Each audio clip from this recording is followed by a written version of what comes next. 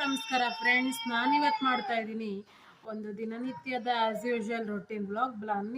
ಬನ್ನಿ ಸ್ಟಾರ್ಟ್ ಮಾಡೋಣ ಸ್ನೇಹಿತರೆ. ಪರಮಾತ್ಮ ಹೇಳುತ್ತಾನೆ, ಜೀವನದಲ್ಲಿ ಉಚಿತವಾಗಿ ಸಿಗುವುದು ಎರಡೇ, ಒಂದು ನೋವು, ಇನ್ನೊಂದು ಸಾವು.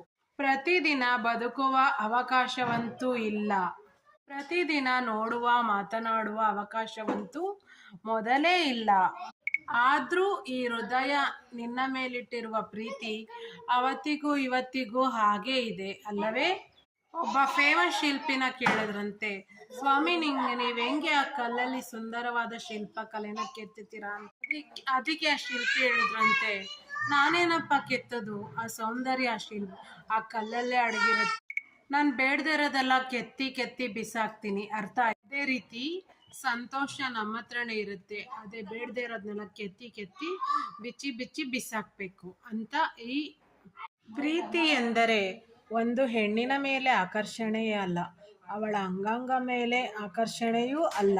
ಎಂತಹ ಕಷ್ಟವೇ ಇರಲಿ ಸುಖವೇ ಇರಲಿ, ನಂಬಿದವಳನ್ನು ಅವಳ ಸೌಂದರ್ಯ ಮಾಸಿದಳು, ಅವಳ ಕಣ್ಣೆರಪ್ಪೆ ಏರಿದರು, ಸ್ಕಿನ್ನಲ್ಲಿ ನರಡಿಕೆ ಬಂದರು,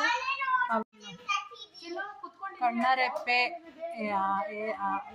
ಆರದಂತೆ ಕಾಪಾಡಿಕೊಂಡು ರಕ್ಷಣೆಯಿಂದ ಹೋಗುವುದೇ ನಿಜವಾದ ಪ್ರೀತಿ.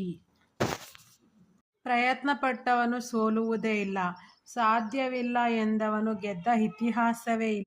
ಬದುಕಿನಲ್ಲಿ ಕೆಲವು ಬಾರಿ ಪರಿಸ್ಥಿತಿಯನ್ನು ಬದಲಾಯಿಸುವುದಕ್ಕಿಂತ ಮನಸ್ಥಿತಿಯನ್ನು ಬದಲಾಯಿಸಿಕೊಂಡು ಬದುಕುವುದೇ ಉತ್ತಮ, ಅಲ್ಲವೇ ಸ್ನೇಹಿತರೆ?